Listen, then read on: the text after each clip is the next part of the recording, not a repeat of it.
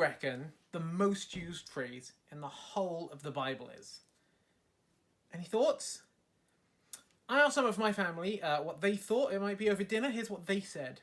Geraint, what do you think it is? Jesus is our saviour. Okay, Fionn, what do you think the most used phrase in the Bible is? Our saviour, our saviour.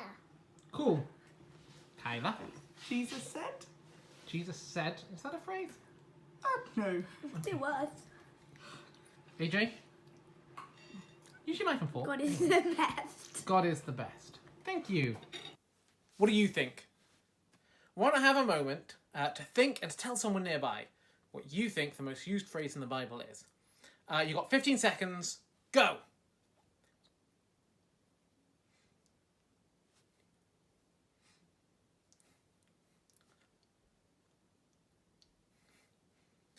Cool. Time's up. Stop. Now, I have no idea what you just said. You may have got it spot on, but here's what it is. The most used phrase in the Bible. Do not be afraid. Do not be afraid. We live in what could be quite scary times at the minute. You might be confused and a little worried about all that is happening in the world. But it's fair to say that if we asked God about what was happening, his first response would be, do not be afraid. When it says this, though, the Bible always follows up the do not be afraid with a reason we don't need to be afraid. Let me give you a few examples. In Exodus 14, God says, do not be afraid, stand firm and see the salvation of the Lord. Or Deuteronomy 3 says, do not be afraid, for it is the Lord your God who fights for you. Joshua 10, the Lord said to Joshua, do not fear them, for I have given them into your hands. Do not be afraid, the Bible says. And it says it time and time again, in all kinds of situations. Do not be afraid, because God is with us. Whether that's in battle, like Joshua, or in the face of a disease. Do not be afraid, because God is with us.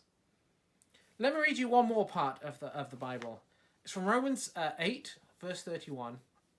And it says this. What then shall we say to these things? If God is for us, who can be against us? Think of it like a football match. You and your friends from your school are on one side, and you're playing against a team from a different school.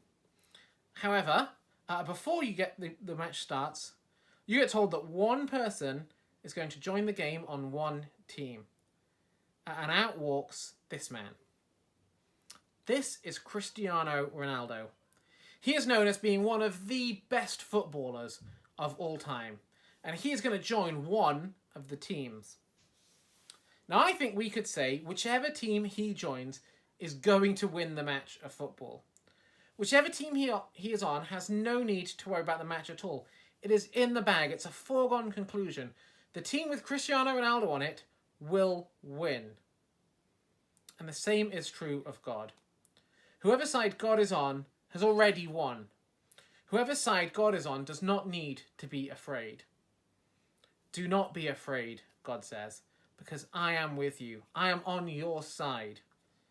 And nothing can beat me. No massive army can beat God. No tidal wave could wash God away. And no virus can stop God. It could seem like there's a lot of scary things happening in the news at the minute. What then shall we say to these things? Do not be afraid. God is with us. Do not be afraid. Have a great week, everyone.